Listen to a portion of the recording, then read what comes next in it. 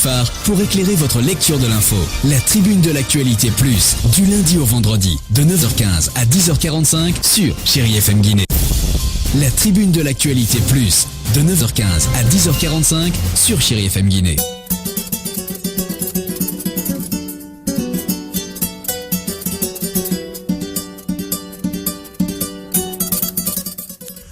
Mesdames et messieurs, bonjour. Très heureux de vous savoir nombreux à l'écoute de votre émission préférée, la Tribune de l'actualité plus.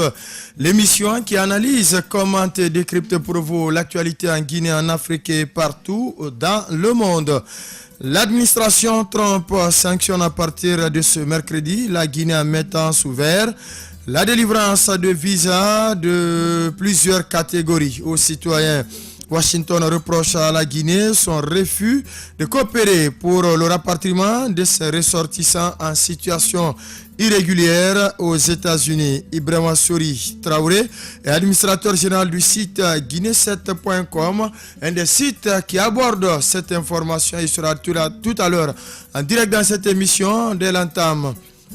La situation débloquée, on en parlait hier avec le correspondant régional du site guinématin.com. Mamadou Jules Diallo sera encore tout à l'heure dans cette émission pour nous dire comment il évolue sur le terrain, puisqu'on nous apprend que la sous-préfecture de Kolaboué est également rentrée dans la danse. Et puis, comme annoncé hier, l'invité ce matin ici dans ce studio, sur ce plateau, c'est bien Dr Saloubela Diallo. Il est le président du parti AFIA. Avec lui, il sera question de l'évolution de l'actualité sociopolitique du pays, notamment la tenue des élections locales, l'annonce de la reprise des manifestations par l'opposition républicaine, l'accord de financement passé récemment entre le gouvernement guinéen et celui de la Chine. Dr Saloubela Diallo, bonjour et bienvenue dans cette émission. Bonjour, je vous remercie de m'avoir invité. Soirée Boubacar, bonjour. Bonjour Condé, bonjour à notre invité. Daouda Mohamed Kamara, bonjour. Bonjour Aboubacar Condé, bonjour à tous. Bonjour. Kande Alboaris, encore cabinet Sano, Kande Omar Kamara sur la mise en onde de côté radio, Alassane Diallo, Sekou Touré, Mouroumou Kamara, Kadia Touré assure la réalisation côté TATV, micro-présentation à Bokar Condé. Il est déjà en ligne, Daouda Mohamed Kamara, lui c'est bien Ibrahima Souri Traoré, il est l'administrateur général du site guinée7.com. La Tribune de l'Actu Plus, l'invité. Ibrahima Souri Traoré, bonjour. Bonjour Mohamed. Vous êtes l'administrateur général du site Guinée 7. Votre site relaie cette information. C'est désormais effectif après plusieurs mois, je vais dire, de menaces. Enfin, l'administration Trump met à exécution ces menaces, c'est-à-dire interdire la délivrance de certains visas, notamment de type B, F, J et M. Est-ce que vous vous êtes amusé un peu à savoir de quelle catégorie de visa s'agit-il? Oui, nous avons fait une petite investigation et on a compris qu'il s'agit de type de visa, donc B, F, J, M, comme vous l'avez dit. C'est le visa, on va dire les visas commerciaux, les visas de loisirs, les visas étudiants universitaires, les visas pour visiteurs d'échange et les visas pour étudiants professionnels qui sont maintenant directement concernés à partir d'aujourd'hui, donc le 13 septembre. Mais selon donc notre enquête, après je crois 90 jours, donc 3 mois, la mesure peut être élargie à d'autres visas. Ça veut dire que l'administration Trump est en train de mettre quand même une pression au gouvernement guinéen pour que le gouvernement guinéen accepte de recevoir ses ressortissants qui ne sont plus désirables sur le territoire américain. Donc en clair, concrètement, les commerçants, les étudiants, les touristes guinéens qui veulent aller aux États-Unis à partir d'aujourd'hui ne peuvent plus avoir de visa. Ils ne peuvent plus avoir de visa et voilà, c'est ce qui a été décidé. Et l'administration peut revenir sur sa décision si elle sent que la Guinée coopère. Parce que vous savez, le problème, c'est que l'administration Trump pense que le gouvernement guinéen ne fait pas assez pour recevoir ses ressortissants. Parce que Au départ, c'était juste des personnes qui ont été condamnées, qui ont des problèmes donc avec des lois américaines, mais finalement, c'est toutes les personnes qui sont en situation irrégulière aux États-Unis, donc peuvent ne pas être en conflit avec la loi, mais qui n'ont pas de cas de séjour, on va le dire ainsi, qui ne peuvent donc plus rester aux États-Unis. Ce sont des milliers. Le problème, c'est que le gouvernement guinéen, à un certain moment, a dit qu'il y a beaucoup de personnes qui détiennent les passeports guinéens, les documents guinéens, mais qui ne sont pas des Guinéens. Alors, les Américains disent en fait que cela, en quelque sorte, on ne le dit pas de manière crue comme ça, comme je le dis, mais c'est tout comme ils disent que cela ne les intéresse pas. Si à l'interne, on ne peut pas sécuriser la délivrance, sécuriser la délivrance de nos documents légaux. Donc pour eux, quand tu as un passeport guinéen, t'es guinéen, que tu sois à l'origine ghanéen ou comorien ou sierra-léonais. Et donc finalement, je crois que le gouvernement guinéen va être obligé d'accepter toutes les personnes qui détiennent des documents guinéens et qui sont illégaux sur le territoire guinéen, de les accepter ici. Sinon, on peut bien élargir cette sanction. Oui, mais est-ce que vous êtes intéressé aussi aux conséquences que cela peut engendrer au niveau des personnes concernées? Oui, il y a forcément, vous savez, l'immigration, qu'elle soit du côté de l'Europe ou des États-Unis, vous savez, les gens, ils viennent à la recherche de l'Eldorado. Les familles mettent beaucoup d'argent pour que ces personnes passent. Et donc, si ces personnes doivent retourner, il va sans dire parfois, le seul pain de terrain qu'on a, c'est ce qu'on vend, hein? Oui, absolument, et parfois tout le détail. Mais il y a aussi qu'il faut ajouter, vous savez, les Américains, jusque-là, étaient tolérants. Il suffisait tout juste d'avoir un visa américain d'un an, de 2 ans ou même de mois, et quand vous êtes là-bas, vous n'êtes plus inquiété. Et vous pouvez travailler, contrairement à l'Europe où ce n'est pas évident de travailler et tout quand vous n'êtes pas en règle vis-à-vis de l'immigration. Et aux États-Unis, donc, on vous laisse travailler. Si vous n'avez pas de problème avec la loi, vous pouvez y rester, mais vous ne pouviez pas sortir du territoire parce que si vous sortez du territoire, vous ne pouvez pas plus y retourner. Y retourner. Et donc, dorénavant, il y a des milliers, on ne compte pas parce que même l'ambassade de Guinée aux États-Unis ne sait pas exactement combien de Guinéens il y a, mais on sait quand même qu'il y a des milliers de Guinéens qui sont concernés par cette mesure. Ibrahim Sori Traoré, est-ce que vous êtes rentré en contact avec Mamadi Condé pour savoir comment il a accueilli cette décision? Pour le moment, pas, mais par le passé, oui. Mais Mamadi Condé, dès que la menace a été brandie, disait qu'il ne comprend pas pourquoi il faut menacer parce que pour lui, il collabore, c'est-à-dire la Guinée collabore, l'ambassade des États-Unis, l'ambassade de la Guinée aux États-Unis collabore. Mais les Américains, parce que la décision est sortie hier, les Américains pensent que la collaboration n'est pas suffisante. Ils pensent même que la Guinée nie encore, comment on appelle, la nationalité des personnes concernées. Qui sont concernées. Et donc, mais sinon, le gouvernement guinéen, donc à travers l'ambassade, a toujours dit qu'ils collaborent et ils vont continuer à collaborer. Est-ce que du côté guinéen, vous avez pris attache auprès du ministère des Affaires étrangères, du ministère de la Sécurité?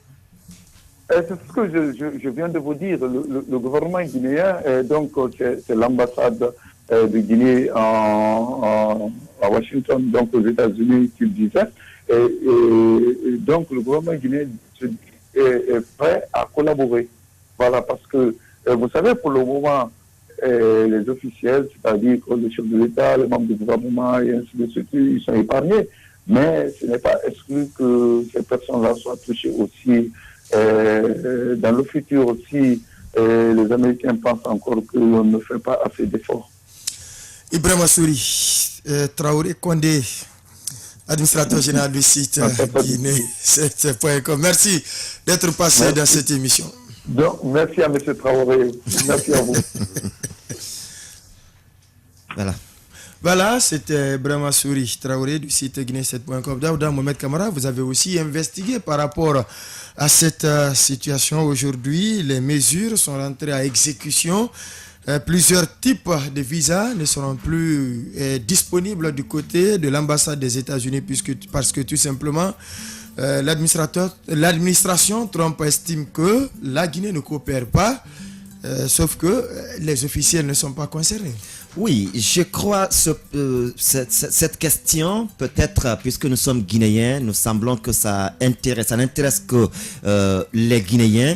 Mais aujourd'hui, depuis l'arrivée de Trump au pouvoir, on a vu, c'était la semaine dernière, avec le principe de DACA qui avait été adopté par son prédécesseur Barack Obama. Il a remis cela en cause et le slogan aujourd'hui qui est généralisé aux États-Unis, c'est bien « The Break of the Dream ». Le break of the dream, c'est un rêve brisé parce que ce sont des millions de personnes, des jeunes aujourd'hui qui voient leur... Ils sont dans le collimateur de l'administration Trump. Qui voient leur rêve brisé parce qu'ils sont arrivés aux États-Unis, ils y ont étudié, ils y ont entrepris des activités professionnelles.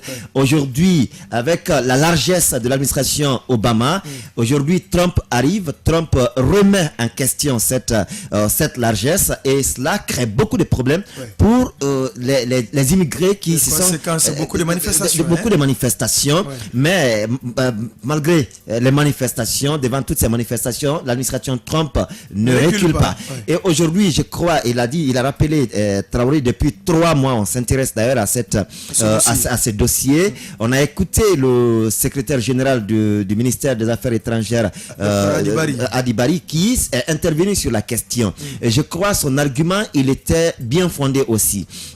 Parce que aujourd'hui, on connaît un peu la Guinée, on ne dira pas de par le passé, jusqu'à maintenant, la réalité, elle est là, elle est patente, c'est que tout le monde, n'importe qui peut se procurer aujourd'hui d'un document guinéen, d'un document officiel guinéen. Vous voulez avoir un certificat d'ancien chef de l'État, on a vu dans ce pays où des étrangers, un Ghanéen, un Nigérian, un Sénégalais, un Malien, un Ivoirien, peut voyager avec un passeport diplomatique guinéen, alors qu'il n'est pas guinéen. Et il a aujourd'hui la possibilité d'obtenir toute la documentation guinéenne pour voyager. C'est là, d'un côté, l'administration Trump a ses raisons de dire que la Guinée doit être sérieuse dans la délivrance de certains documents administratifs à ses citoyens. De tous les documents. Mais aussi de l'autre côté, l'inquiétude qui a été exprimée par Adibari, c'est bien autour aujourd'hui de la caractéristique de ces personnes qui sont aujourd'hui considérées comme personnes indésirables sur le sol américain. Il y en a qui ont été condamnés, qui ont purgé leur peine, qui doivent être rapatriés ou qui n'ont pas purgé leur peine encore, qui ne peuvent plus rester aux États-Unis. Mais les indiscrétions quand même ont aussi relevé qu'il y a des personnes qui sont vraiment indésirables sur le sol américain, mais qui n'ont pas été recensés dans la campagne de rapatriement. Il y a d'autres personnes qui sont guinéens, qui sont, même s'ils ne sont pas totalement dans les règles, mais qui ne sont pas en conflit avec la loi, qui ont été touchés par cette campagne, par cette mesure. Donc, du coup, ça a amené les gens à se poser des questions. Est-ce qu'en allant directement... Donc, on fait un fourre-tout. Est-ce qu'en s'engouffrant dans la brèche comme engagé par l'administration Trump, on ne va pas faire du tort à certains innocents? Et cela est une réalité. Parce qu'il y en a aujourd'hui qui sont indésirables, certes, sur le sol américain, mais qui ont aussi la possibilité, qui ont les moyens de se mettre à couvert, de faire passer ou de mettre des parfaits pour se cacher, et les innocents peuvent être touchés. Et Adibari, je crois, dans sa communication avant aujourd'hui, il avait rappelé que on est prêt à coopérer avec l'administration Trump, avec l'administration américaine, mais nous souhaiterions quand même qu'une équipe technique du côté guinéen se déplace pour venir travailler à fond avec les Américains pour savoir qui est effectivement indésirable et qui soit guinéen. Et du coup, si tout est vérifié, tout est établi, l'administration guinéenne ne refusera quand même pas d'accueillir sur le sol ses compatriotes parce qu'ils sont guinéens avant tout. Oui. Donc, si la véracité, elle est établie, ils sont vraiment guinéens, ils sont indésirables, les preuves sont brandies et c'est vérifié, c'est vérifiable. Il n'y a aucune raison que la Guinée refuse de recevoir sur son sol ses citoyens, ses fils et filles. Mais il y a quand même à se préoccuper de la question, c'est vrai. Le sol américain, c'est le sol américain. L'administration américaine a toute la latitude, a tous les pouvoirs de protéger son sol, mais aussi ses habitants. Mais quand on parle des déplacements, il y a des Américains qui sont naturalisés français, il y a des Américains qui sont naturalisés australiens, qui sont partout. Le mouvement, il est continu. Ça n'a pas commencé avec les Guinéens, le conflit avec les Mexicains, on le voit, les conflits avec beaucoup d'autres pays, beaucoup d'autres pays musulmans, on le voit. Donc, ce n'est pas que la Guinée, c'est en tout cas toute personne étrangère se trouve sur le sol. C'est une sorte de purge et cette administration, je crois, depuis l'arrivée de Trump et depuis sa campagne, il a engagé, ce sont quand même ses engagements de campagne, ce sont ses promesses de campagne qu'il est en train de mettre en exécution aujourd'hui. Parfois même, il est mis en difficulté par la justice. Par la justice, mais aussi parfois par son propre camp. Et aujourd'hui, je crois, il faut bien que la Guinée, c'est quand même un appel aussi lancé à la Guinée, que la Guinée prenne des dispositions désormais, à savoir qui doit bénéficier d'un document guinéen. C'est important. C'est très important. Et il y a aussi la tranche d'âge pour terminer. Et la tranche d'âge aujourd'hui qui revient le plus de 0 à 21 ans. Lorsque même les restrictions, ça ne touche pas directement les moins de 21 ans. Mais c'est les plus de 21 ans. Donc il y a quand même à se poser beaucoup de questions. Qui est guinéen et qui est indésirable aux États-Unis, qui doit être reçu sur le sol guinéen. Parce qu'on ne peut pas recevoir n'importe qui aussi sur le sol guinéen. En attendant, Soirée Boubacar, les commerçants, les étudiants, les touristes qui veulent ou qui ont l'intention d'aller aux États-Unis, le pays de l'oncle Sam, ce n'est pas possible. Moi, je crois que Aboubacar Condé, pour celui qui a suivi la campagne de Donald Trump, ça ne doit en aucun cas constituer une surprise. Il a toujours été quelqu'un l'Amérique aux Américains. Nous voyons ce qui se passe entre lui et le pays voisin, le Canada, le Mexique. Et puis voilà que beaucoup d'autres citoyens, nous avons vu par exemple les Haïtiens qui étaient venus se réfugier, maintenant qui quittent les États-Unis pour aller vers le Canada, du moins c'est le Canada qui accueille maintenant beaucoup plus les réfugiés et lui il est contre ce mouvement. C'est juste, c'est dans le cadre de la défense de l'intégrité de leur pays. Je suis d'accord avec lui, mais pourvu que ça se passe dans les règles de l'art et que nous aussi au niveau des autorités guinéennes qu'on accepte de bien voir accompagner ces Guinéens qu'on demande à revenir dans leur pays d'origine. Si toutefois ils sont là-bas, c'est des Guinéens ou bien des Ghanéens qui sont partis avec les documents guinéens, qu'ils arrivent, que la Guinée assume. Voilà, que la Guinée assume qu'ils arrivent jusqu'ici et que les autorités la décantation soit faite ici. Donc vous voulez à Conakry. Vous en appelez à une bonne coopération, collaboration des autorités guinéennes. Voilà, si toutefois vous voyez que les États-Unis sont partis directement à la sanction, c'est parce que quelque part il y a eu une lenteur. Parce que allez-y. Voilà. Quand tu finis. Il y a eu une lenteur peut-être dans la coopération, dans l'exécution du projet, parce qu'aujourd'hui, quand on nous dit, si toutefois les autorités guinéennes ne s'impliquent pas profondément dans le cadre de rapatriement de ces ressortissants, la sanction risque élargie à tous des Guinéens qui n'ont rien fait. Peut-être les officiels vont être concernés. Voilà. À présent, on va changer de sujet. Il est déjà en ligne. On va aborder avec vous tout à l'heure quand on va vous prendre tous ces sujets abordés. On va vous demander, monsieur l'invité ici dans ce studio, vous avez suffisamment de temps pour intervenir. Il est en ligne, monsieur Diallo Mamadou Djoulde, le correspondant régional du site guinématin.com. C'est avec lui on a abordé la situation de Bokeh hier. Est-ce qu'il y a eu avancée, stagnation ou régression? Mamadou Djoulde Diallo, bonjour. Bonjour, monsieur. Merci d'avoir accepté notre invitation. Vous avez dit hier que le groupe électrogène était arrivé à Boké. Les techniciens devraient partir hier matin pour l'installation. Est-ce que le soir... Un calme précaire serait revenu à Est-ce que voilà, le soir, le courant est revenu dans le Kakandé? Effectivement, le courant n'est pas revenu dans le Kakandé. À l'arrivée du groupe de techniciens de l'EDG à 13h, ils ont traversé tous les barrages qui ont été faits et accompagnés du vice-maire de la commune urbaine. Ils sont partis à la centrale thermique de Koulifaya où ils ont travaillé pendant toute la journée. Et pendant ce temps, les barrages étaient retenus et il y avait le calme vraiment. Personne n'attaquait personne.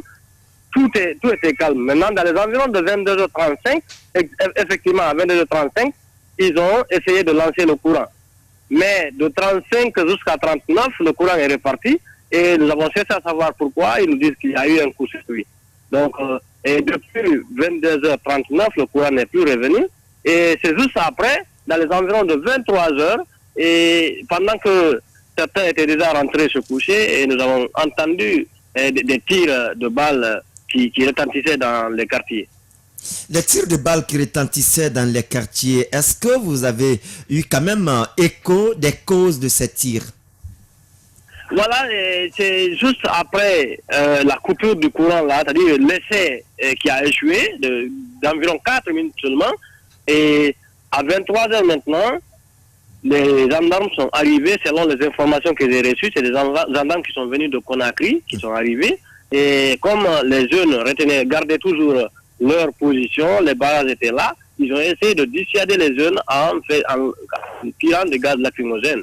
Mais en réalité, je suis dans un quartier qu'on appelle Yomboya, et on entendait les tirs comme si c'était derrière la maison. Donc, dans tous les quartiers, il y avait ça. Et nous avons cherché à savoir pourquoi. Ils disent que c'est parce que il paraît que la panne restera un peu prolongée, donc il fallait essayer de dissuader les jeunes comme ça. Voilà, même à l'heure où je vous parle comme ça, nous entendons les tirs. Et dans la ville, les gendarmes sont dans la ville, sont en train de pourchasser les jeunes avec le gaz lacrymogène. D'accord. Alors, les barrages, qu'en est-il aujourd'hui? Est-ce que les barrages sont-ils maintenus? À quel endroit exactement? Les barrages sont maintenus surtout dans les périphéries, c'est-à-dire à la rentrée et à la sortie, et les barrages sont maintenus. Moi, effectivement, à l'heure où nous parlons, je suis dans le quartier Yomboya, où il y a un très grand barrage qui est mis en place ici. Alors, oui. Est-ce que depuis hier, depuis le début de ce mouvement à Boké, est-ce que vous avez pu quand même être informé de la mort ou des blessés? Non, pour le moment, parce que jusqu'à 23h, je vous disais, il n'y avait aucun problème. Il y a eu déjà des sensibilisations de part et d'autre que cette fois-ci, on fait une manifestation civilisée. C'est-à-dire, même, je vous dis, le grand imam de la grande mosquée de Boké, Elhadj Djoueba, accompagné du vice-maire, avec toute leur délégation, lorsqu'ils passaient avec la délégation de l'EDG hier, à chaque fois qu'ils arrivent au niveau d'un barrage, ils disent aux jeunes, enlevez le barrage, nous passons, mais remettez encore en place. Tant que le courant ne vient pas, n'enlevez pas, mais ne cassez rien. Donc c'est le mot d'ordre là qui a passé, il n'y a pas eu de problème. Maintenant, depuis la nuit, nous avons entendu beaucoup de tirs, mais pour le moment, nous n'avons pas de nouvelles où il y a eu de blessures ou bien de morts. Alors, est-ce que les installations à Boké sont vétustes, sont vieillissantes? Est-ce qu'à votre avis, puisque vous êtes dans un quartier que vous appelez Yomboya, dans ce quartier, est-ce que les fils qui conduisent sont en bon état? Oui, bien sûr, c'est des nouvelles installations qui sont faites presque en 2012 lors des festivités du 50e anniversaire de la Guinée. Donc, quand même, les fils ne sont pas vétustes, mais au niveau de la centrale, on dit que la centrale est vieillissante. Et surtout, depuis lorsqu'on a amélioré le courant qui partait de 19h à 1h, maintenant c'est de 19h à 6h, il y a eu beaucoup de surcharge selon les explications du directeur de l'EDG. Oui. Donc le courant, la centrale est surchargée maintenant, elle n'a pas la capacité d'alimenter toute la ville. Pendant que les gens ont augmenté les charges dans leur maison, chacun a acheté vraiment des congélateurs et autres là. Oui, mais donc, ça va de soi. L'envie vient en mangeant. Mais on nous apprend que le mouvement s'est étendu jusqu'au niveau de Koualaboui. Est-ce que c'est une réalité? Je vous informe qu'au moment où nous parlons même, c'est parti jusqu'à Kamsar encore. Kamsar, ce matin, eux aussi, ils ont essayé de fermer la rentrée de la ville de Kamsar. Ce n'est pas seulement maintenant qu'on a vu. Donc, vraiment, ça risque de s'élargir. L'effet contagion. Jusqu'à Sangaredi dans ce cas. Oui. Oui, mais comment est le mouvement? Est-ce que le petit commerce qui a été observé, les femmes qui vendent les condiments, est-ce que ça, quand même, ça continue? Les va-et-vient? Oui, les femmes sont en train de marcher à pied pour aller acheter les condiments et ça, quand même, ça marche très bien. Mais ce que je tenais encore à signaler, est le mouvement qui se passe actuellement à Bouquet, nous, journalistes, nous souffrons un peu. Comment nous souffrons? Parce que quand on va sur le terrain, nous n'avons pas une personne, un jeune, ou bien en tout cas un leader à qui poser des questions. Vous n'avez pas d'interlocuteur. Voilà, non pas d'interlocuteur. Parce que les jeunes sont vraiment hostiles à la caméra ou bien au dictaphone. Il n'y a pas de leader. Donc quand tu vas, tu essaies de faire tes constats, tu ne peux t'approcher à personne. Si nous avons des questions à poser, c'est aux autorités peut-être, mais il n'y a pas de leader. Donc c'est un mouvement sans tête, c'est compliqué dans ce cas. Merci à vous, monsieur Diallo Mamadou Djoulé, d'être intervenu dans cette émission. On va suivre avec vous l'évolution de ce dossier demain après-demain, pourquoi pas jusqu'au dénouement. En tout cas, la situation du côté de Bouquet reste encore préoccupante. Soirée Boubacar. Tout à fait, Aboubacar Condé. Nous avons vu au courant de cette année, Bouquet quand même attire l'attention par rapport aux différentes manifestations. Mais moi, je me dis que autant la ville fait l'objet de convoitises, autant elle est en ébullition. Voilà, aussi. moi, je me dis en Guinée, quelque part, nous avons perdu la notion de patience. Par exemple, on nous parle des nouvelles installations, c'est un problème technique qu'on a expliqué, mais nous n'avons plus le courage de patienter afin qu'on règle. Aujourd'hui, on a ramené le courant. Quelques minutes après, c'est parti, on parle de court-circuit. Le courant ne se règle pas d'une manière automatique. C'est pas appuyer le bouton d'un poste téléviseur pour avoir les images. Donc, il faudrait bien suivre ce que les autres... Toute une procédure. Et aujourd'hui, moi, je voudrais dire seulement aux gens de Bouquet, peut-être eux, ils sont habitués à l'électricité, mais il y a des préfectures encore en République de Guinée depuis notre indépendance, ils n'ont pas eu le courant. Donc il faut avoir quand même un peu de patienter pour permettre aux agents de l'EDG de rétablir l'électricité. C'est très important, mais toujours sortir dans la rue, barrer les routes, empêcher les gens de vaquer à leurs affaires pour une simple réclamation aussi à jouir de leur liberté. Moi je me dis quelque part, avec les manifestations, on commence à en avoir marre dans ce pays. Mais si maintenant ça subit une délocalisation, on quitte Conakry vers l'intérieur du pays. Parce que chez nous ici, maintenant, les manifestations sont un peu... Tout le monde commence à s'habituer. C'est fort rare d'abord, c'est fort rare. Maintenant, c'est Bouquet qui reprend le flambeau. Surtout qu'il y a un quartier à Bouquet qui est considéré comme Bambeto. Dembaya, voilà. Daouda Mohamed Kamara, est-ce que c'est votre point de vue? Est-ce que les autorités, puisque Bouquet aujourd'hui fait l'objet de convoitises, est-ce que la paix du cœur, la quiétude sociale, pour en avoir, est-ce qu'on ne doit pas donner quand même ce petit béaba aux gens de Bouquet, le courant? Oui, on pense que c'est un petit béaba, et quand Soirée dit qu'il y a des préfectures dans ce pays qui depuis l'indépendance n'ont pas eu le courant, je suis bien d'accord avec lui, mais aussi les potentialités ne sont pas les mêmes. Ne sont pas les mêmes. Quand on prend Bouquet, aujourd'hui on a vu Bouquet est un centre très attrayant qui attire beaucoup de sociétés. On nous parle même de 14 ethnies. Non, pas hormis les ethnies, mais qui attire aujourd'hui beaucoup d'investisseurs. Les investisseurs dans le secteur minier. Et que les Bouquekas... Et la CPG est là bientôt, plusieurs années. Et que les Bouquekas soient là chaque matin, qui regardent leur terre partir toute la journée, toute la soirée, et que les Bouquekas ne jouissent pas des retombées de cette exportation, de cette exploitation. Je me dis que parfois c'est une insulte, ça révolte. Et c'est comme si on vient faire le champ chez vous et que vous ne soyez pas à mesure de vous trouver au moins un plat jour. c'est compliqué. C'est vrai qu'il y a des préfectures qui n'ont jamais vu le courant, mais comparativement à Boké, ce n'est pas la même potentialité. Comparaison n'est pas raison. Comparaison n'est pas raison. Je suis bien d'accord aussi que cette notion de patience qu'on l'ait perdue en Guinée, c'est vrai. C'est une réalité aujourd'hui que lorsqu'on demande, on veut coûte que coûte que la réponse nous soit donnée et qui nous satisfasse, je vais dire. Mais de l'autre côté également, il faut qu'on comprenne que la technique n'est pas la technique et la technologie, ne sont pas quand même des choses où on tourne avec baguette magique pour. Vous pouvez aujourd'hui aller avec toutes les installations, vous mettez tout en place, mais il y a des moments où il y a des pannes qui peuvent surgir pendant même l'installation. Mais qu'est-ce qui peut aujourd'hui faire comprendre aux gens que c'est une panne qui peut intervenir à tout moment? On le disait hier, c'est bien le maintien de la communication entre les autorités et la base. S'il n'y a pas une communication sincère entre la communauté et les autorités, ça devient compliqué. Mais ce qu'on relève également dans le cas particulier de Boké, c'est que Boké, c'est la préfecture, c'est le chef-lieu de région. Mais on relève aussi qu'il y a aujourd'hui une symbiose, une synergie d'action qui se cultive aujourd'hui entre les jeunes de Boké, aussi bien de résidents que ceux qui sont à Conakry. Parce que la communication, elle passe entre les résidents et ceux qui sont à Conakry. Lorsque il y a des activités qui sont engagées à Boké, qui partent de Conakry. Directement, il y a des informations qui quittent ici. Voilà quelle attitude il faut adopter pour obtenir tel ou pour ne pas obtenir tel.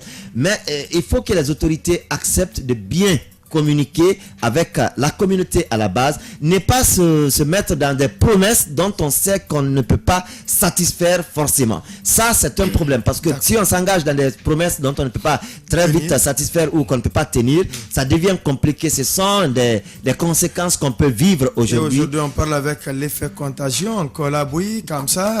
Que Sangaré va rentrer dans la danse. Et avec ces promesses, dans ce cas. Avec ces promesses, le plus souvent qui ne sont pas tenues par les autorités, on est en train de contribuer à l'affaiblissement même des autorités locales, mais aussi des sages. Voir aujourd'hui un imam, le premier imam qui sort dans les rues, qui vient dire maintenez les barrages, mais ne violentez pas. Ça, c'est une manière de caresser. Ouais. Sinon, si les autorités, les autorités sociales, s'il n'y avait pas une crise de confiance, si les sages avaient la voix au chapitre comme on le connaissait de par le passé, un sage n'a pas besoin de caresser. Un sage vient, il dit enlevez les barrages.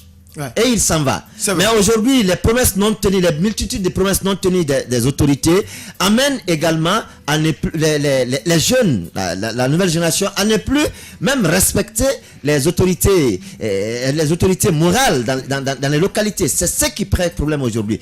Sinon, un imam, un sage, ou même les femmes qui sortent pour dire arrêtez un mouvement, les jeunes doivent arrêter. Mais aujourd'hui, on n'écoute personne, on ne fait confiance en personne. C'est compliqué dans ce cas, c'est dossier à suivre.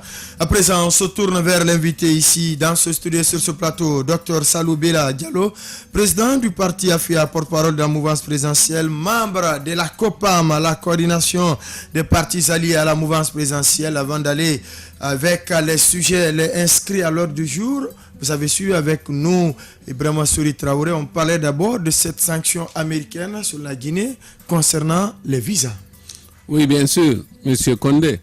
Moi, tout ce que je peux ajouter, vous avez dit tous l'essentiel, c'est que nous devons aborder ce problème avec lucidité, responsabilité et vraiment avec un esprit de patriotisme et d'un comportement républicain. Puisqu'il ne s'agit pas, rappelons-nous du Guantanamo. Aux États-Unis, c'est un fourre-tout. Il y a des personnalités, il y a des personnes. Et donc, il faut qu'on sache se comporter convenablement. Il ne faut pas qu'on dise que le tri doit se faire à Conakry, c'est-à-dire en Guinée. C'est un guet-apens, c'est très dangereux. Étant donné que des personnes ont vécu pendant des années aux États-Unis, après qu'ils aient obtenu des papiers guinéens pour avoir un visa, il faut que les États-Unis qui voudraient se débarrasser des citoyens qui ont vécu pendant tant d'années aux États-Unis donnent les moyens pour la présence d'une délégation étoffée aux États-Unis des responsables guinéens qui vont aller travailler, ils vont créer le cadre pour que le tri s'effectue là-bas, afin que nous ne recevions que des Guinéens réellement des Guinéens. Nous sommes là, c'est pourquoi qui ne constitue pas de danger. Voilà, nous avons une ambassade, nous avons des consulats aux États-Unis et nous pouvons recevoir toutes ces personnalités avec la présence des responsables américains aux États-Unis. Ils doivent trouver les frais pour ça. Nous ne devons pas ouvrir les vannes ici pour qu'on nous déverse n'importe quoi ici. On a des problèmes avec notre propre réalité. Il ne faut pas qu'on en ajoute. Nous n'aurons même pas les moyens pour lutter contre ces personnes avérées qui sont très bien expérimentées dans le nuisible. Et ça, j'attire votre attention. Et j'en profite donc pour réellement féliciter le secrétaire général du ministère des Affaires étrangères. Il faut que nous soyons prudents et que nous puissions agir comme tel. Le second problème... Oui, mais non, avant d'aller avec le second problème, sauf que c'est des documents qui ont été délivrés par les autorités guinéennes, que ça soit maintenant ou par le passé. Parfois, dans certains cas, Bakar Condé. Pas forcément. Pas forcément. Tous ne sont pas détenteurs forcément des documents guinéens. Il y a aujourd'hui ce mécanisme de fourre-tout. Ah, d'accord. Voilà. Non, c'est ça. Hein? Donc, vous soutenez les autorités guinéennes dans leur démarche. Tout à fait. Oui. Il faut qu'on soit aux États-Unis, que les Américains donnent les moyens. Oui, mais pendant ce temps, les sanctions sont là. Non, justement, il faut se lever et dire que c'est unilatéral. Que c'est unilatéral, c'est injuste, ils condamnent des Guinéens, et c'est pas comme ça. Sinon, nous aussi, nous sommes libres d'examiner à notre côté. Ouais. Nous sommes une république, il faut qu'on voit pour faire une rétorsion. Comme le fait la Corée du Nord. Oui, pour rembourser. Il faut qu'on voit les Américains qui sont là, qui ont des intérêts ici. Et nous sommes libres de leur retirer, nous aussi, leur séjour. Ça, c'est comme ça. Il faut que nous puissions réagir avec diplomatie. Donc là, c'est ça. Les proportionnalités. Tout à fait, je suis d'accord. Voilà. Mais les Guinéens, il ne faut pas que les opérateurs économiques ou les étudiants commencent à se plaindre. Il faut lâcher les vannes pour que nous puissions aller étudier ou bien que nous puissions aller nous procurer des marchandises. Il faut que nous puissions tenir pour que nous puissions agir avec lucidité et efficacité. D'accord. Le second problème. Le second problème, j'ai toujours dit, et avec, je me rappelle de 2008 où j'ai tenu une conférence de presse à Paris, et votre fondatrice était même présente, on était invités ensemble, tout à fait, et j'ai dit que la maladie des pays en voie de développement, et particulièrement la Guinée, c'était un problème de gestion. Donc, de la Guinée physique, de la Guinée économique et de la Guinée sociale et culturelle. Quand vous prenez le problème de l'énergie, au moment où on construisait Caleta, c'est un exemple terre à terre. EDG, qu'est-ce qu'elle faisait? Donc, la capacité va augmenter avec ces installations. Et actuellement, quand vous demandez pour la zone de Conakry, ils ont même dit, le réseau de distribution n'est pas étudié, n'est pas tout à fait monté comme ça. Comme ça, je dis. Il paraîtrait que ce ne serait pas réellement bien étudié et bien installé, puisque beaucoup de familles n'ont pas de courant, puisque la capacité de distribution n'est pas proportionnelle à la capacité de courant. C'est-à-dire qu'il y a... production. Voilà. Donc, au niveau production, on a beaucoup plus de courant, mais au niveau distribution, on n'a pas une capacité réelle qui puisse disperser. On en perd beaucoup dans la distribution. Voilà, justement. C'est la même chose que pour la gestion des installations. Donc, ça doit être mené de façon parallèle. Étant donné que Caleta est inauguré, soit Petit est en train d'être construit, Fomi et Kukutamba aussi bientôt, il faut que EDG soit en phase avec toutes ces transformations afin que toutes les préfectures qui n'ont pas de courant mais aussi ceux qui ont du courant puissent augmenter leur capacité et que ce travail puisse se faire, s'opérer parallèlement à la construction de nouveaux barrages afin que le jour que la capacité est directement augmentée et que donc la distribution soit en phase et que cela ne puisse pas connaître de difficultés. Puisque quand vous augmentez la capacité, alors que les installations sont vieillissantes, ça va entraîner des dégâts importants et des ruptures de courant. Donc c'est un problème de gestion. Il faut que nous sachions travailler convenablement. C'est la même chose que les rénovations ou des constructions de certaines sociétés, de certains services. C'est-à-dire, vous vous mettez à construire, à rénover, vous ne pensez pas à l'équipement et à la gestion de ces équipements, à la formation du personnel. Et lorsqu'on va inaugurer, la fonctionnalité est remise en cause.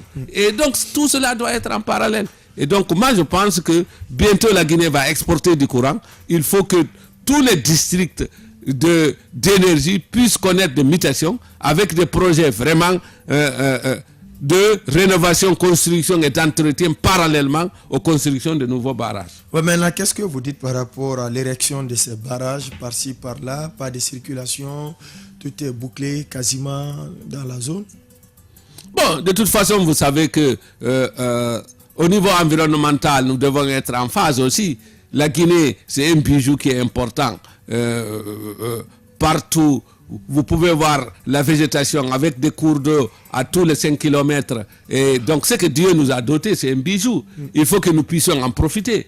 Et dans ce cas, niveau environnemental, une étude minutieuse doit être faite pour que nous ayons ce qu'il faut sans trop porter préjudice à notre bijou qui est l'environnement. Mais aussi, ce travail doit être étudié convenablement pour que tout fonctionne comme cela se doit. Nous sommes au 3e millénaire. Là, c'est toutes les composantes. Tout doit évoluer convenablement pour que les choses se fassent comme cela se doit. Je disais, par rapport au fait que les jeunes ont érigé des barrages, ça empêche d'autres citoyens aussi de vaquer à leurs occupations. Justement, tout cela, ça veut dire qu'il y a un dysfonctionnement. Il y a un malaise qu'il faut vraiment corriger. Et là, c'est la gestion des ressources humaines, c'est le domaine politique. Tout cela doit être compris. Les partis politiques qui sont là, qui existent, aussi bien la mouvance que l'opposition, donc qui vivent à Boké, doivent se comprendre que le courant, ça n'a rien à voir avec une sensibilité politique. Ils doivent se comprendre, ce malaise doit être géré convenablement avec les structures en présence. Il ne faut pas dire que puisque moi je suis maire de l'opposition, je dois bloquer. Ou bien que je suis maire de la mouvance, je dois être laxiste. Il faut que tous se comprennent, ils sont ensemble dans la cité, ils doivent étudier ensemble pour améliorer leurs conditions de vie. Et ça, c'est quelque chose de concret, de pragmatique. Et c'est en ça que nous invitons nos amis de Boké pour qu'ils puissent s'entretenir, d'abord enlever les barrages et s'entretenir par le dialogue. La violence, avec les 5 dialogues qu'on a eu à faire, que ça soit l'opposition, la mouvance, nous avons reconnu que la violence ne nous mène nulle part. Il faut que les gens puissent à Boké là-bas se retrouver pour examiner les problèmes avec la contribution des sages et de toutes les bonnes volontés pour que la vie puisse continuer tranquillement afin qu'il y ait un dialogue important et qu'on puisse poser le diagnostic. Pourquoi il n'y a pas eu courant depuis alors qu'on aurait apporté, il paraît, un groupe électrogène.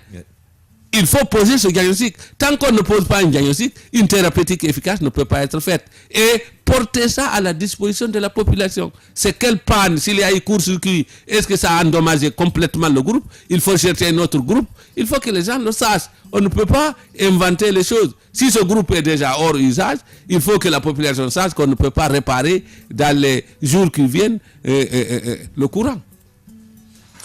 Voilà, vous annonciez tout à l'heure que la Guinée va bientôt commencer à exporter l'électricité. Vous venez de dresser d'ailleurs un tableau très sobre de l'EDG par rapport au manque de cohérence dans la gestion. Comment est-ce que cela serait-il possible bientôt, comme vous l'avez dit, vendre de l'électricité à l'extérieur?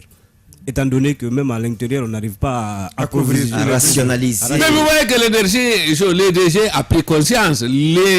L'EDG a décollé. L'EDG est déjà en phase de la consommation de l'énergie à la carte ou bien par le forfait ou par le compteur. C'est au choix avec des plaques publicitaires. Donc l'EDG semble se réveiller. Et là, chacun est libre pour aller voir. Et si vous voyez que bientôt Soapiti et Kukutamba avec FOMI, tout cela vont, toutes ces stations vont renforcer Kaleta, plus ce qui existait. Et donc la Guinée va exporter bien sûr. Ça c'est un acquis important qui est là, que nous pouvons vraiment bien gérer à l'actif du bilan du professeur Alpha Condé. Donc il faut que nous sachions reconnaître ça.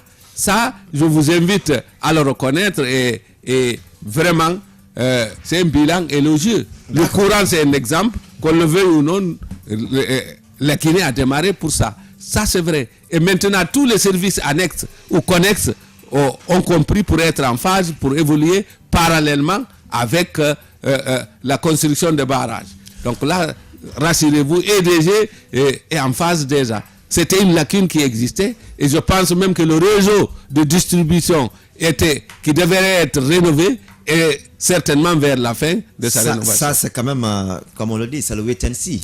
D'abord. L'invité aujourd'hui ici dans ce studio sur ce plateau, Dr Salou Bella Diallo, il est le président du parti AFIA, porte-parole de la mouvance présidentielle et membre de la COPAM, la coordination des partis alliés à la mouvance.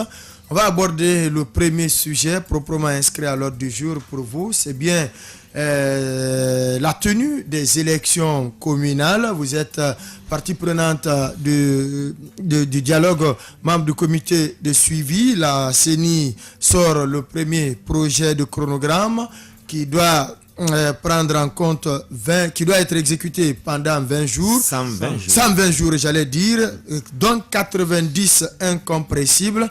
Et puisque c'est facile de faire le calcul mathématique à ce niveau, 108 ou 109 jours nous séparent de 2018. Donc globalement, 2017, on ne pourra pas tenir les élections locales, Dr Salou Bella Diallo. Tout est relatif en Guinée, et choses dans la vie. Oui, mais ça, nous sommes dans les calculs. Oui, ça, hein? oui, en fait, c'est la mathématique. Là, oui, mais il y a aussi la théorie de la relativité. Tout est relatif dans la vie. Oui. Dans ces programmes, il peut y avoir des chevauchements. Oui. Il peut y avoir des chevauchements, il peut y avoir des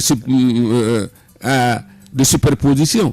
Et donc, nous, au niveau de la mouvance, notre souhait était que aux dernières semaines de 2017 qu'on puisse organiser, ne serait-ce qu'au 11e mois. Mais vous connaissez que, fort malheureusement, les élections locales, c'est le type d'élection le plus difficile à organiser. Ah bon? Oui, c'est le plus difficile. Comment? Et heureusement, les élections communautaires ne font plus partie. Il n'y a que les élections communales, que ça soit rurales ou urbaines. C'est plus difficile puisque vous ne pouvez même pas prévoir le nombre de listes que vous pouvez avoir avant presque à 2 semaines ou 3 semaines du jour J des élections. Et donc, un budget réel est difficilement mis en place. Donc, il y a beaucoup de choses qui ne peuvent pas être prévues. Et ensuite, c'est directement à la base. Ça intéresse les relations humaines, les relations intercommunautaires, les relations intergéographiques qui sont très difficiles à mener et qui peuvent entraîner des effets indélébiles et implacables pour une durée très importante. Et donc, et quand vous venez au moyen humain, moyen matériel et moyen financier, c'est beaucoup plus important. Et donc, c'est très difficile. Et il faut une équipe expérimentée avec des parties sensibilisées, coopérantes, aussi bien politiques que au niveau des ressources humaines de toutes les autres institutions intéressées pour gérer les élections, pour qu'ensemble, qu'il y ait une symbiose afin que cela soit mené à bonne fin. Puisque, docteur Salou Bella, oui, loin de vouloir vous couper, vous dites que c'est des élections difficiles à organiser. Est-ce que c'est aujourd'hui, en 2017, que vous vous êtes rendu compte que ce sont des élections difficiles à organiser pour prendre les dispositions afin de les rendre plus accessibles? Parce que depuis déjà 2005, on sait que ces élections nous attendent. Le régime Alpha Condé est là depuis 2010. Et depuis 2010, les revendications, on a toujours demandé l'organisation de ces élections. Qu'est-ce qui a été concrètement fait pour rendre accessibles quand même ces élections dont on estime être très difficiles? D'abord, c'est difficile puisque les circonscriptions sont importantes, mais aussi le type de scrutin est différent. Ce ne sont pas seulement la partie politique qui participe à ces élections, il y a la partie société civile. Et ça va jusqu'à dire que les candidatures indépendantes sont admises. Et donc, jusqu'à un temps T, vous ne pouvez pas savoir pour une circonscription X combien de listes il peut y avoir. Et donc, à tout moment, prenez une commune quelconque, à tout moment, des gens peuvent se retrouver et s'entendre qu'ils se rassemblent par tel et tel critère mais c'est et pas, qu'ils peuvent vous c'est pas aujourd'hui, c'est pas aujourd'hui quand même qu'on s'est aperçu qu'il y a une complication dans l'organisation des élections. Depuis la Deuxième République, par exemple, quand vous prenez des élections, c'était les élections communales et communautaires. Quand vous prenez par exemple des quartiers comme Afia, des quartiers comme Himbaya, des quartiers comme Bessia, à un temps donné, et tant d'autres que je connais ici, où il y a eu des échauffourées, et où il y a même, c'est l'armée qui est descendue pour pouvoir séparer les protagonistes. Jusqu'à présent, il y a des familles qui ne se parlent même pas. Il y a eu 20 ans qui se sont écoulés. Par exemple, à Afia tout récemment, c'était, à Afia tout récemment, c'est lorsqu'on était au dialogue que, après le décès de l'un des candidats, que les deux familles se sont retrouvées et se sont réconciliées. Vous voyez combien de fois que c'est nébuleux. Et donc, c'est quelque chose de très compliqué. Et sans compter actuellement, c'était en ce moment des élections à main levée ou bien par alignement. Sous un manguier, etc., etc. Maintenant que le CNT, le Conseil national de transition, c'est ce que Conseil national de transition, le CNT, donc a décidé que c'est un bulletin secret, donc ça a changé toutes les choses. Et là, actuellement, c'est quelque chose de très difficile. Oui, mais docteur, voilà. j'insiste encore sur mais c'est reconnu depuis ce temps. C'est reconnu que les élections locales, les élections communales dans notre pays, les élections de proximité ont un caractère parfois violent. Oui. Mais est-ce qu'il faut coûteux, oui, mais est-ce qu'il faut et nébulé dans le cadre de l'organisation. Est-ce qu'il faut continuer à les observer et les craindre que d'aller avec un mécanisme qui puisse permettre quand même de changer la donne? On ne vous a jamais dit qu'on craint les élections. On les maîtrise. On s'est retrouvé. Les caractéristiques que vous énumérez. Non, justement, on ne craint pas. On ne craint pas. Il y a quelque chose, il y a une théorie que je vous ai toujours décrite au niveau des élections dans les pays en voie de développement. Il y a, par exemple, le constat réel, l'état des lieux, ce n'est pas un problème particulier à la Guinée. Il y a des pays qui ont fait 20 ans sans pouvoir les organiser. Il y a des pays qui ont contourné ces élections en faisant des élections simples à la base pour pouvoir dire à ces bureaux élus de désigner un nombre X pour les remonter au niveau communal. Oui, tout cela, du Burkina Faso. Bon, ça c'est des exemples qu'il faut comprendre. Il y a des gens qui ont repoussé indéfiniment ces élections. Alors, par contre, il y en a aussi qui le tiennent régulièrement. C'est le cas de bien Côte sûr, d'Ivoire, oui, justement, qui le tiennent. Le Mali. Oui, justement. Donc, c'est ce qui veut dire que tout est relatif. Je venais de le dire au début. Et c'est pourquoi nous, je suis d'accord avec vous qu'il faut les organiser enfin, puisque la troisième République n'est pas la seule à pouvoir les repousser. La troisième République a hérité d'un État.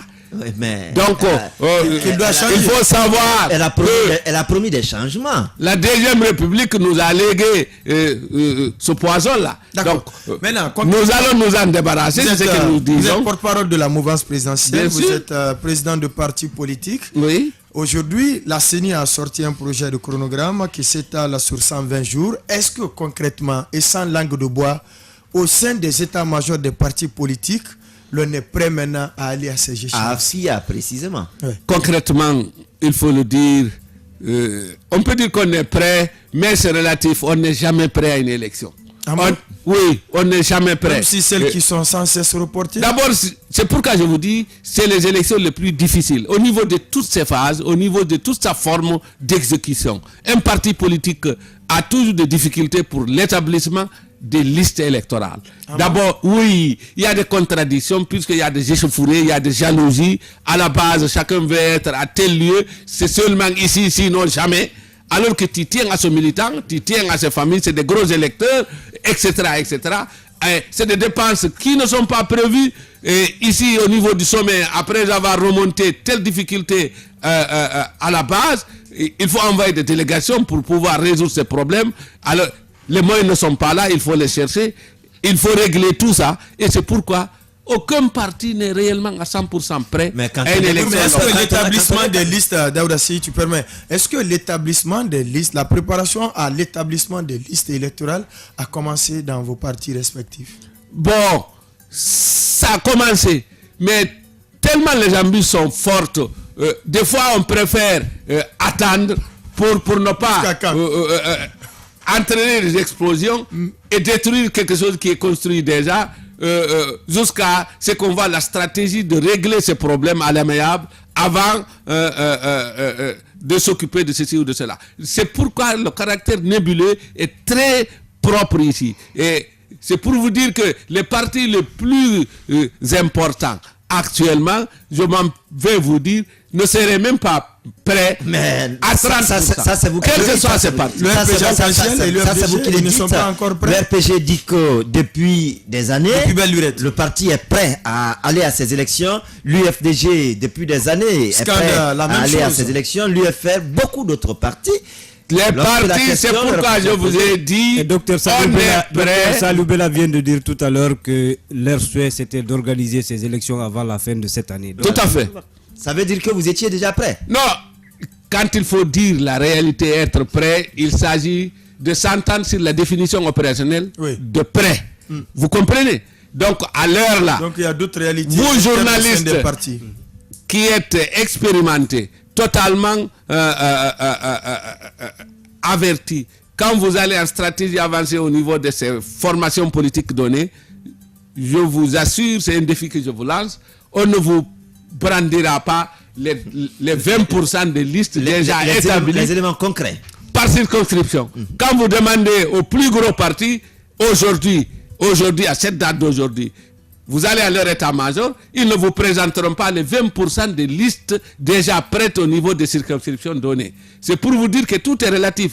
Donc, il faut qu'on reconnaisse que c'est difficile les élections locales, mais il faut qu'on dise qu'avec ça, il faut s'y lancer. Et nous, la mouvance, on souhaite qu'elle ait lieu d'ici la fin de l'année. Mais la seule institution nationale, républicaine, chargée de gérer les élections et les référendums, c'est la CENI. Et c'est celle-là qui doit étudier de façon professionnelle, technique, de l'applicabilité de ces élections pour qu'elle nous dise qu'elle propose telle date. Elle a déjà proposé son agenda. En clair, Dr Saloubela, votre parti, le parti AFIA, trouve quand même de l'intérêt à ce que ces élections soient encore repoussées.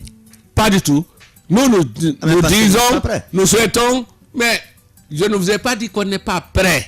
Je vous ai dit qu'il faut s'entendre sur la terminologie d'être prêt et il faut aller en profondeur pour savoir le degré de chaque parti, à quel niveau il est exactement. Voilà. Donc c'est pour vous dire, même une élection présidentielle, jusqu'au jour des élections, le parti en question n'est pas prêt à 100%. Alors, donc c'est toujours comme ça. C'est quelque chose de très difficile. Mais c'est quelque chose qu'il faut aller avec pour organiser réellement. Et nous, à la mouvance, on est prêt à aller aux élections et nous souhaitons que cela soit d'ici la fin de l'année. Mais c'est la CENI qui est maître d'œuvre. Donc c'est ça, il faut bien s'entendre. Et puisque c'est la CENI qui doit faire ces élections, le budget qu'elle demande est loin d'être obtenu. Est-ce que ce n'est pas un autre frein?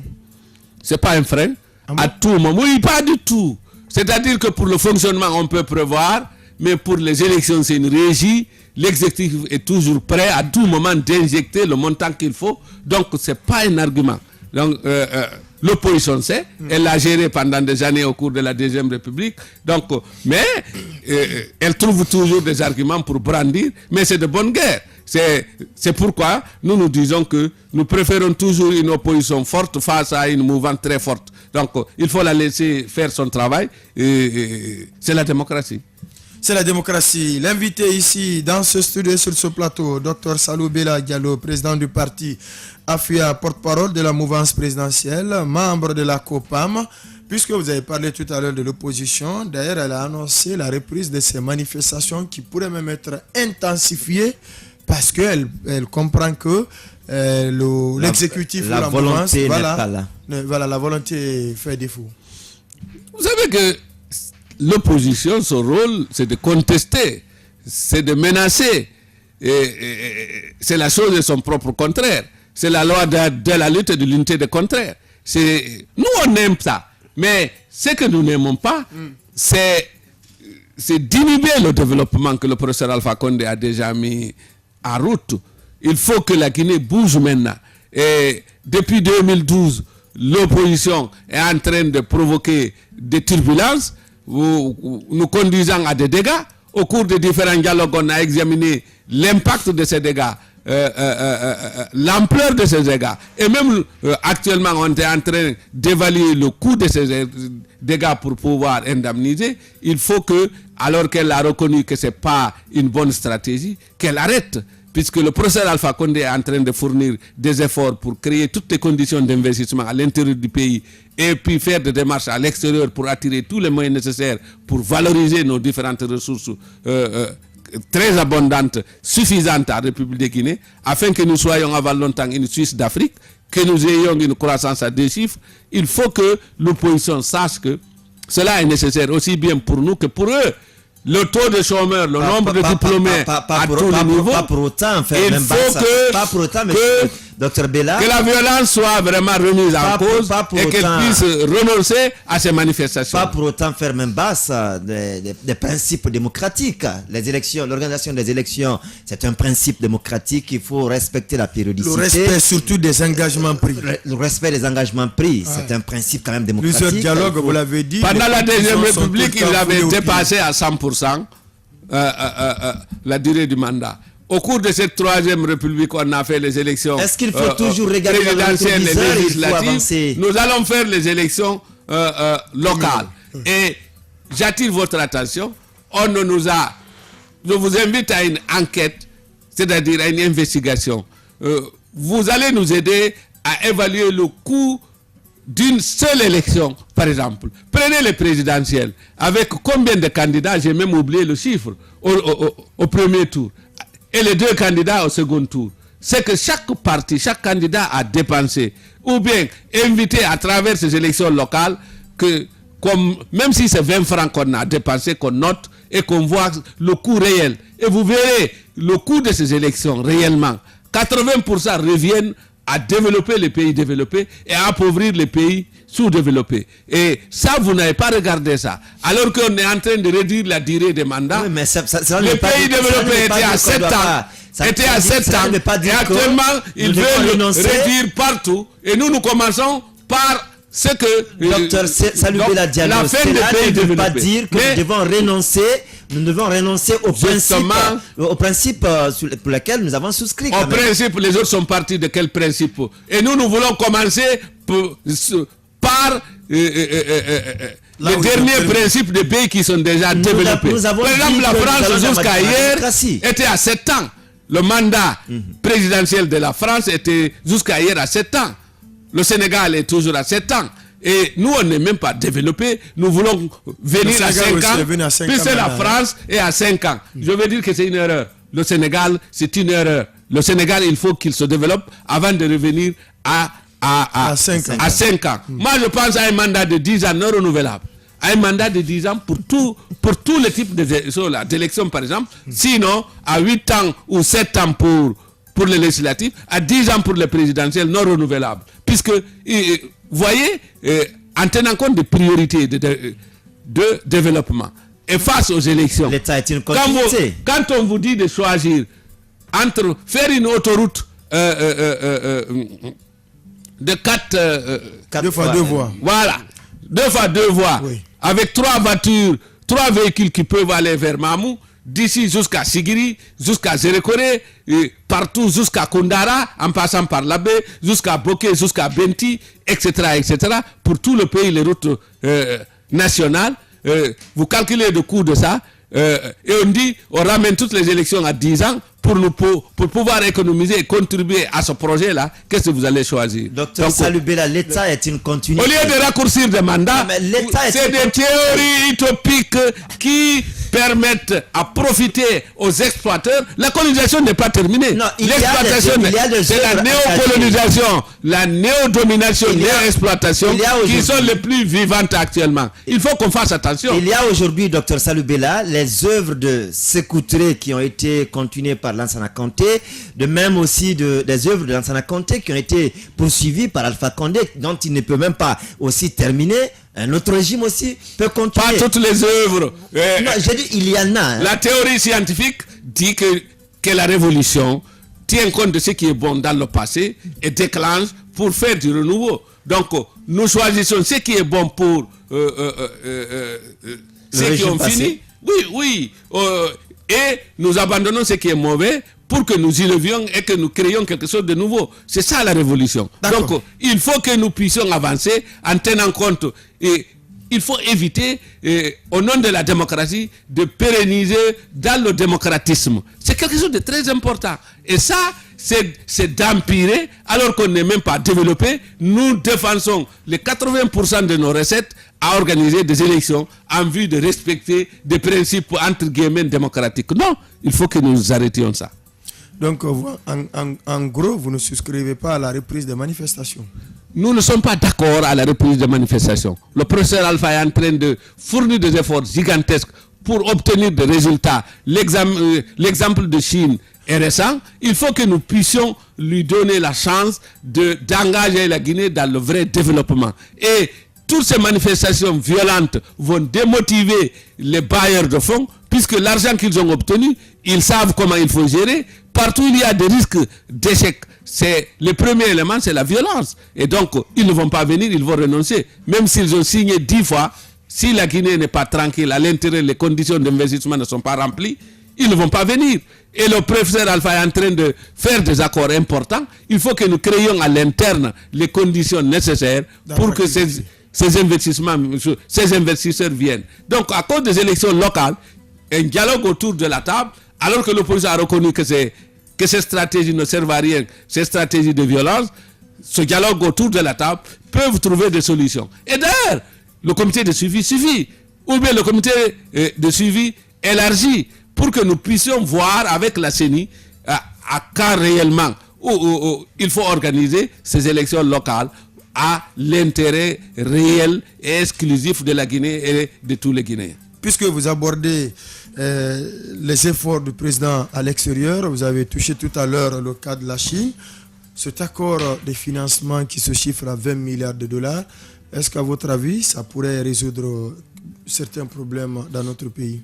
Il faut reconnaître tous, quelle que soit la sensibilité, chapeau au professeur Alpha Condé. Ah bon? Félicitations au professeur Alpha Condé, si à son équipe. Nous reconnaissons que c'est une première. Depuis l'indépendance de la Guinée, une bagatelle de 20 milliards de dollars, c'est du jamais vu.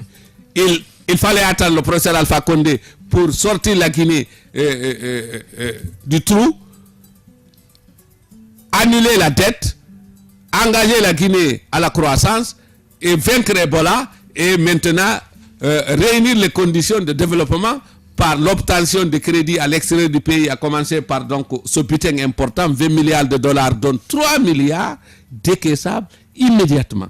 Et donc c'est une première. Et donc c'est un ouf de soulagement. Et sans compter maintenant les autres pays qui vont suivre.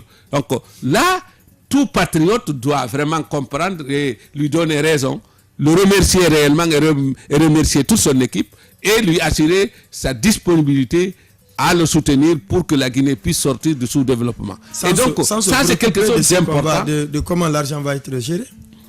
Justement, actuellement, toutes les bonnes propositions seront les bienvenues, puisque c'est le 3e millénaire. Ouais. Actuellement, il n'y a pas de secret. Et quelque chose est connu aujourd'hui. Le monde entier doit l'avoir à l'heure qui suit. Donc moi, je pense que la vigilance doit être de mise. La mouvance, nous allons prendre toutes les dispositions pour que nous puissions vraiment mériter l'effort que le professeur Alpha Condé a fourni. Il faut que chacun de nous puisse réfléchir pour que cela soit bien géré et que cela puisse contribuer au développement réel, c'est-à-dire aux objectifs pour lesquels ce financement a été assuré. Et là, je vous assure que le professeur va le faire. Et il a l'expérience qu'il faut. Et nous sommes là pour le supporter et l'aider dans ce sens. Et l'objectif sera atteint. Qu'est-ce qui a expliqué votre présence lors de la passation entre le ministre Siakabari et celui entre Bantamasso? Mais c'est la Guinée. C'est une première. D'abord, je suis de la mouvance. Oui, mais c'est une première. Ah non! Mais qu'est-ce que vous dites? Moi, je suis porte-parole de la mouvance. Oui. Je suis ministre de la République. Je suis président d'un parti. Je n'en dis combien. Et donc, mais c'est une première de vous voir quand même, parce que même maintenant, là, les passations continuent. Parce qu'on a vu la mobilisation des faux Fouta, Fifo. Non, bon, moi, je suis pour la mobilisation de tout le monde, Fouta, Haute-Guinée et toutes les régions. Et donc, je suis de la COPAM, je suis de partout, je suis de la mouvance. Donc, pourquoi vous étiez présent? Puisque je suis guinéen, je suis ministre de la République, président d'un parti, vous comprenez, je suis porte-parole de la mouvance. Donc, deux citoyens efficaces de la mouvance sont en train de se substituer. Donc, c'était vraiment bon. C'était un vendredi, entre Ibrahima, vous comprenez? Ibrahima Kourouma et Lucien Camara. Sanaba et... Je l'ai regretté, je n'ai pas su. Là aussi. Non, pour Kourouma, on ne m'a pas dit, mais pour Bantama, j'ai été informé. Donc, je l'ai regretté. Kourouma, c'est un ami personnel. C'est le chef de cabinet de la présidence, souvent ensemble. Et donc, moi, c'est après que j'ai su que la passation a eu lieu. Sinon, c'est un pharmacien, un jeune frère à moi, un ami personnel. Donc, si j'avais su, je serais parti. Donc, ça, au moins, c'est clair. Dorénavant, il faut s'attendre à Dr Salou Bella lors des passations de services entre les ministres sortants et entrants. Si je suis informé et invité, il n'y a pas de problème. Et si c'est lui qui est nommé? Là, ce serait aussi quelque chose à fêter où vous seriez tous invités. D'accord. Il n'y a aucun problème. Donc, vous attendez votre décret aussi. Ah, c'est vous qui le dites. Évidemment. Il est le bienvenu. Nous le souhaitons. Le premier auditeur est en ligne. Il s'agit de Diallo Mamadou Siradio de Foulamadi. Siradio, bonjour. Bonjour, Dalma, mes camarades. Monsieur Abakar Kondé, je prie le bon Dieu pour qu'il vous garde longtemps pour servir la Guinée et les Guinéens. Permettez-moi de féliciter votre invité et lui dire que je suis très fier de ce qu'il n'a pas d'élèves de parce que c'est des gens qui sont connus par leur incohérence dans le débat. Moi, je voudrais aujourd'hui m'intéresser à ce qui concerne les sanctions que les États-Unis ont fait aux Guinéens. Monsieur Abakar Kondé, il y a eu même des Libanais qui détenaient des passeports guinéens. Il y a des gens qui quittent des pays en pays pour venir en Guinée pour s'enquérir, pour avoir les documents guinéens. Moi, je pense que quand vous faites un constat aujourd'hui, si vous partez, par exemple, voir un chef de quartier pour une résidence, il ne va même pas vous poser des questions. Mais dans les pays civilisés, dans les pays qui sont normaux, vous allez passer à des interrogatoires d'abord avant d'avoir une pièce d'identité ou bien pour avoir une carte de résidence. Mais c'est que nous ne sommes pas dans un pays normal. Nous sommes très mal gouvernés. Nous sommes gouvernés par des gens qui sont très incompétents, qui ont brillé par leur incapacité de gouverner ce pays. Mamadou Siradio Diallo. Oui. Sauf que ces documents dont on parle datent d'il y a avant 2010. Monsieur Abakar Kondé ne fait pas l'avocat du diable. Non, je vous dis, je ne fais pas l'avocat du diable. L'État, c'est une continuité, je suis d'accord avec vous. Est-ce que vous, ça vous fait pas mal lorsque les États-Unis vous disent soyez sérieux en ce qui concerne la délivrance des dossiers? C'est de ça qu'on fait, justement, c'est de ça qu'on parle. C'est de ça qu'on parle. Daouda a parlé tout à l'heure, il y en a qui sont concernés, qui sont là-bas, qui ont fini les études, qui ont développé même des activités. Beaucoup sont concernés, qui sont aux États-Unis il y a de cela plus de 10 ans quand même. Je vous dis, ça doit faire mal à tout un Guinéen. Les États-Unis disent un autre auditeur en ligne. Merci à vous, Siradio, d'être passé dans cette émission. Alors, bonjour. Bonjour, M. Kondé. Votre nom, vous appelez d'où? C'est Kamara Kefala depuis Lambaye. Ah, Kamara Kefala qui revient de l'Algérie. Je suis rentré, ça fait 5 jours aujourd'hui. Bonne arrivée. Merci beaucoup, mes chers frères. Nous vous écoutons. Je suis très content de votre radio, tout ce que vous faites pour la Guinée. Que Dieu vous bénisse. Merci. Amen. J'ai une question à M. Salibé là. Le cas de Bokeh. Bokeh, quand tu regardes Bokeh, est très très vaste. Est-ce un groupe électrogène peut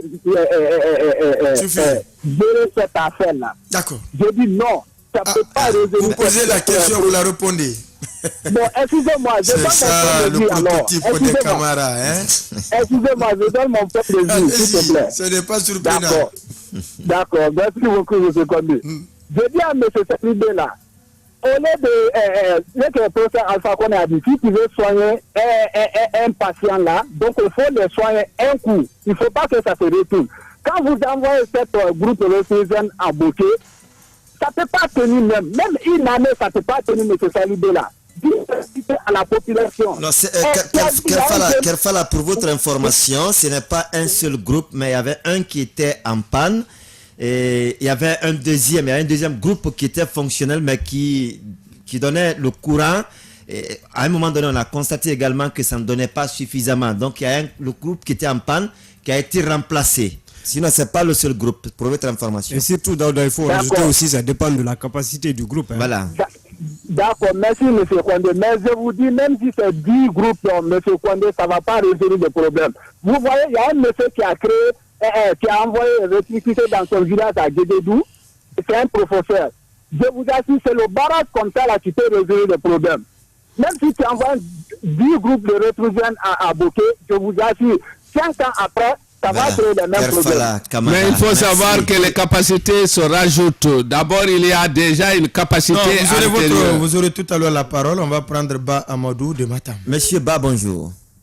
Oui, bonjour. Nous vous écoutons. Bien, moi, je dis bonjour d'abord. Bonjour, monsieur. Franchement, il a toutes mes félicitations. Merci. Parce qu'il ne lutte pas pour un individu, il lutte pour la Guinée. C'est ce que nous voulons. Il ne lutte pas pour un parti, il lutte pour la Guinée. Je l'encourage sur ce sens. Il a été d'ailleurs mon professeur en 5e année en pédiatrie. Merci. Donc, franchement, il est constant, il est toujours comme ça. Hein. Il ne suit pas quelqu'un parce qu'il ne soutient pas quelqu'un parce qu'il veut tout. Il soutient quelqu'un quand il connaît quelqu'un. Si tu ne connais rien, il ne faut même pas compter sur le professeur Sarri Bella. Ça, c'est très net. Donc, je vais lui poser une simple question là. Et il a expliqué tout, il a tout suivi du début à la fin.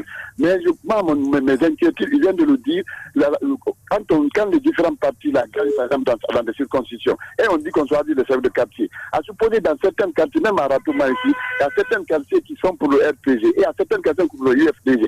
On arrive maintenant à choisir un chef de quartier de l'UFDG dans un coin là où le UFDG n'est pas bien aimé. Voilà, comment est-ce que nous pouvons gérer ça? Est-ce que ce n'est pas une bombe à retardement que les politiciens sont en train de créer à la Guinée? Kamara Moussa de Dabondi. Merci, monsieur Ba. Monsieur Kamara, bonjour. Oui, bonjour. Nous vous écoutons. Oui, vous allez bien? Ça va très bien, nous vous écoutons. Oui, j'ai 2 questions à votre invité. Allez-y. Bon, docteur Salibé là, en 2020, vous allez accompagner RPG ou bien vous allez aller à vous seul l'élection 2020. D'accord. Mon deuxième question. Allez-y. Les 20 milliards là, avant n'a pas trahi la Guinée. D'accord. Si vous prenez 20 milliards sur un vendeur de pays là, je salue mon président, M. Sidia Touré. Ah, donc c'est M. Sidia Touré qui vous dit de poser cette question? Non, c'est pas ça. D'accord. Monsieur Diallo Boubacar. Monsieur Diallo, bonjour. Oui, bonjour, M. Guinée. Nous vous écoutons. Oui, permettez-moi de m'adresser à votre invité. Vous savez, M. Salibé là, il a tant dit. Vous savez, si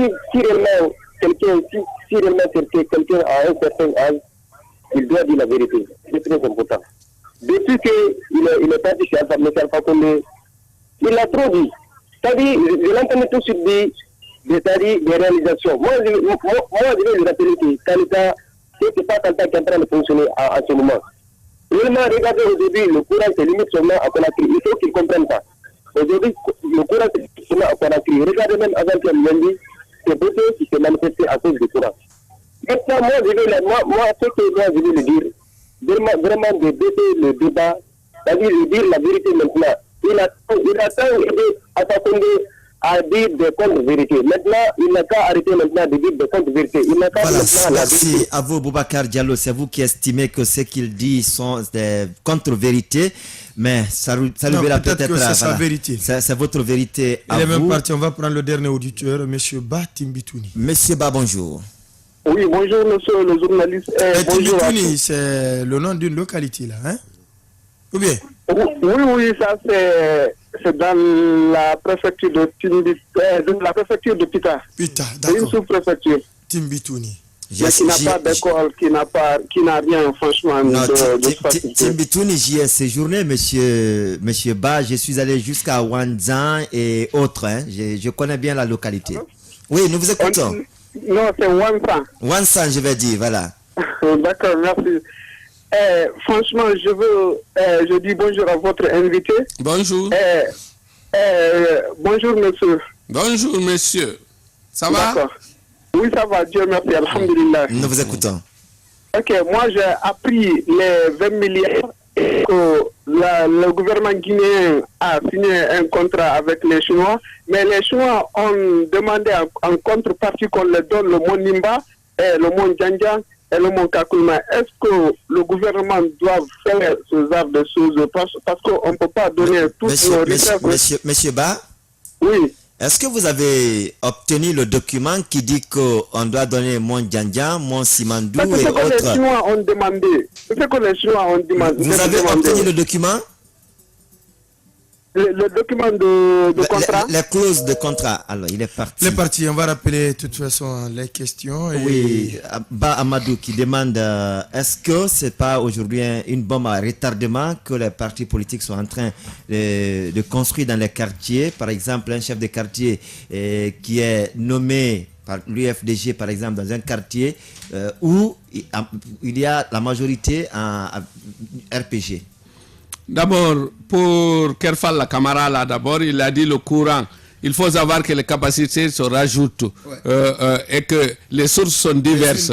Il y a les sources thermiques, il y a les sources hydrauliques. Donc, si Boké ne bénéficie pas du courant issu au barrage, mais c'est bientôt avec Kaleta, Boké va être intéressé, Boké est prévu. Donc, les sources thermiques se rajoutent. Quand on amène des groupes, chaque groupe vient avec sa capacité. Quand c'est mis dans le réseau, ça se compile et ça finit par satisfaire toute la population puisque la capacité se multiplie. Donc, c'est dans ce souci-là. Ce n'est pas le seul groupe qui est venu, qui est disponible. Il a trouvé d'autres et donc d'autres vont venir pour que le besoin soit satisfait. Amélioré. Donc, le choix des chefs de quartier, ça c'est monsieur Ba Mamadou, je crois, ou Ba Amadou.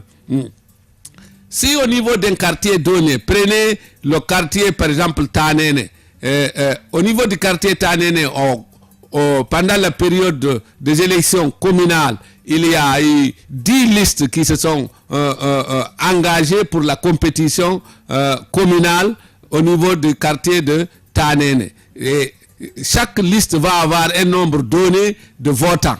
Et proportionnellement à ça, si c'est un parti X qui est premier là-bas, c'est ce parti qui va donner le chef de quartier. Le parti qui est deuxième va donner l'adjoint. Le parti qui est troisième va donner le deuxième adjoint, ainsi que les autres vont avoir des conseillers pour former le conseil de quartier. Et donc ça, c'est une élection indirecte.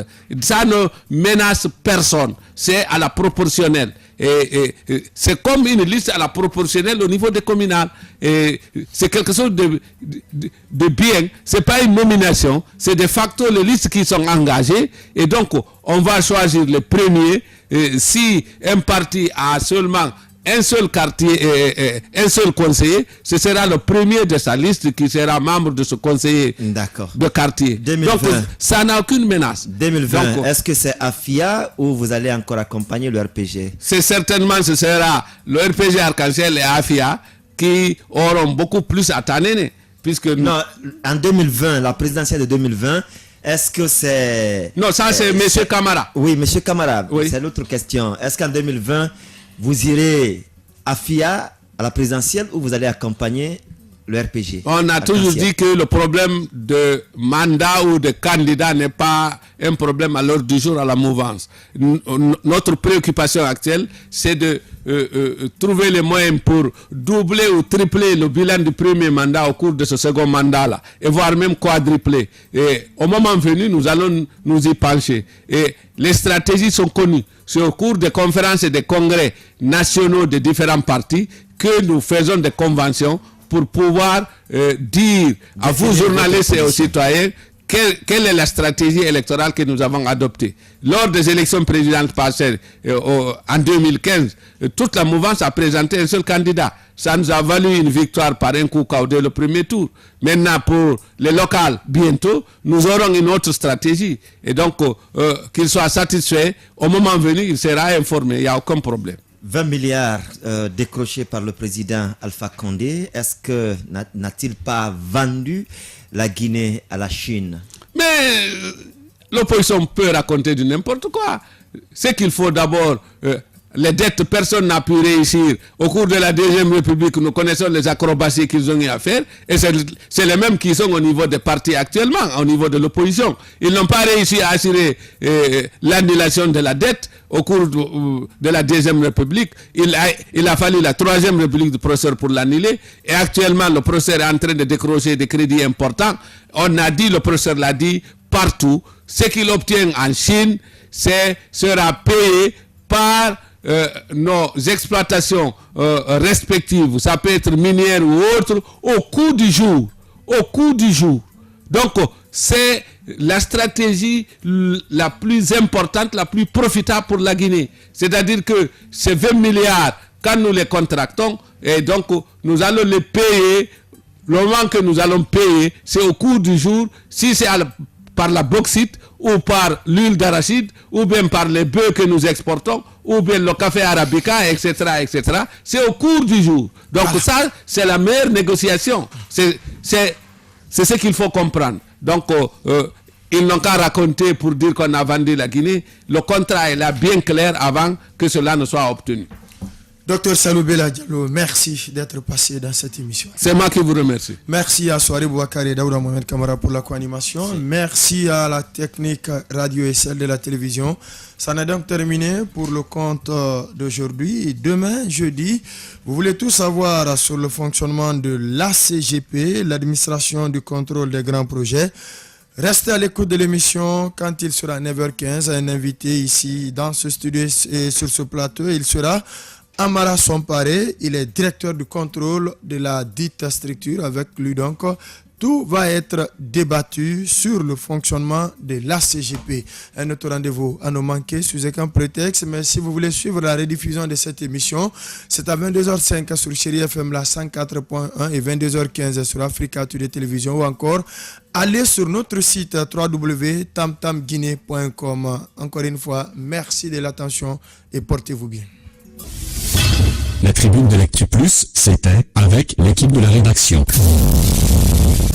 Du lundi au vendredi, de 9h15 à 10h45 sur Chérie FM Guinée, la tribune de l'actualité plus. Comprendre, décrypter, analyser et commenter l'actualité sociopolitique, économique et culturelle en Guinée. Piloté par l'équipe de la rédaction du groupe SGI Média et les consultants, c'est le rendez-vous phare pour éclairer votre lecture de l'info. La tribune de l'actualité plus, du lundi au vendredi, de 9h15 à 10h45 sur Chérie FM Guinée. La tribune de l'actualité plus, de 9h15 à 10h45 sur Chérie FM Guinée.